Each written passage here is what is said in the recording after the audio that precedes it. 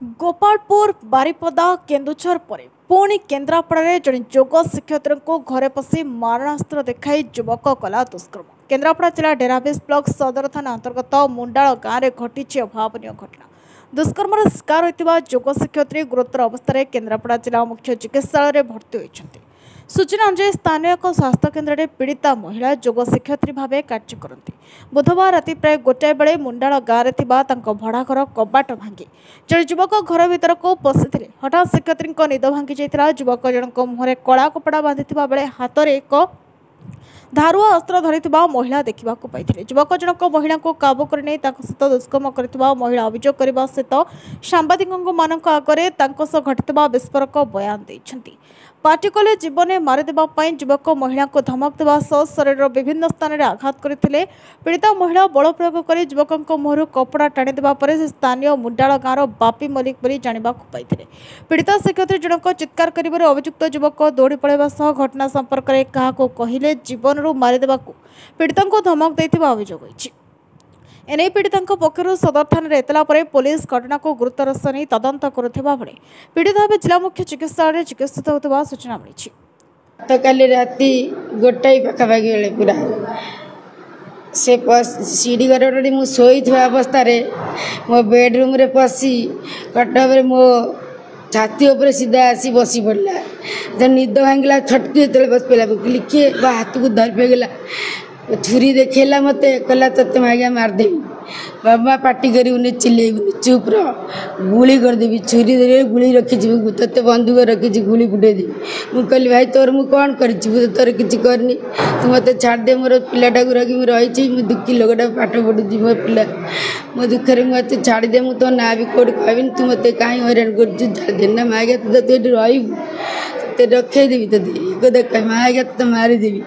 कहीं मैं छुरी पकला बेकर लगेला मत देखा तो बेकर लगेला मुझे हाथ माड़ी बसिली देखिली बेकटा कर दो माड़ी बसिला हाथ टणा उठा हाथ चिड़गला मो सार्ट फाट पूरा चिरदेला से पेला टेला कर से खटर साइड्रे फाइल पतर था पड़ जाए बाक्सर चली खट साइड की पूरा ठाला ठाला खसी पड़े से टेली नेला साइड खसी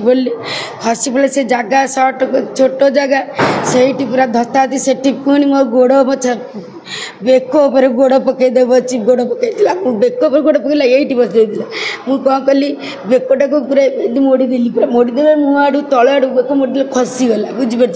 मैंने ये पड़ा ये करदे ये खसीगला मत से खट तल आड़ को टाणी नहीं कि तल आड़ टाणी नहीं मो दी गोड़ को टाणी नहीं माड़ी बस मत रेप करदेला पूरा पूरी मोर चढ़ी फड़ी चिरिकी मत पूरा रेप करदेला पूरा पूरी रेप करी माडी बसिकी रेप कर मुझे खट करे कई नथिले आज्ञा मुझे एका रहे से शुण तू कबाटा कौचे मो बेडरूम कबाट मुझे खाली ठीक कर लगे किड़ी लगे नी क्लीनटा टाइट लगे नी कि अन्य सबुआड़े मोर ताला पड़ा रात शोवा अवस्था से पशि सेपटे पशि आसी बाटटा से जो कबाटा से जो सीढ़ी घरटा आम भीतर पट सीढ़ी घर बाहर पट नुह भीतर पट सीढ़ी घर बोली से टीनटा माकड़ खुदे कि ओल्डिंग सब छड़े दी सी टोलके रही है से टेकिकी से पलि जाइए बुझीपार। हाँ चिन्ही मुँहटा अच्छे जो मुखा बांधला टाणी मुखाटा खोलीगला मुखा ता ना बापी बापी बापी डाकन ताकू। हाँ पार्टी तले दी दिन तले मत सदासुदी करता से मुझे जाकि मुझे सिगारेट कर ठाकुर पूजा फूल पकाऊ राति ठाकुर अच्छा हनुमान मंदिर मुझे पकाऊँ टर्च मत मुझे किए झाड़ा फड़ा बस मुझे देखिले सी सियाड़ू आईला कहीं टर्च पकाऊ मागिया कहीं टर्च पकाऊ देखो तो टेका पकेबी से इटा पकेबी किसी पारिवारिक मोर कौन सफर पारिवारिक कौन जमी बाड़ी ना कौन किंतु से रहा दिन से हिंसा तो बाड़ी जो गच वृक्ष अच्छी से पशंती घर गाई छेली बसती से झगड़ा हटे आम बापर मार्साई शिलपुर मुझे भड़ा नहीं जो से जगार ही घटना घटी से मुंडाल गाँव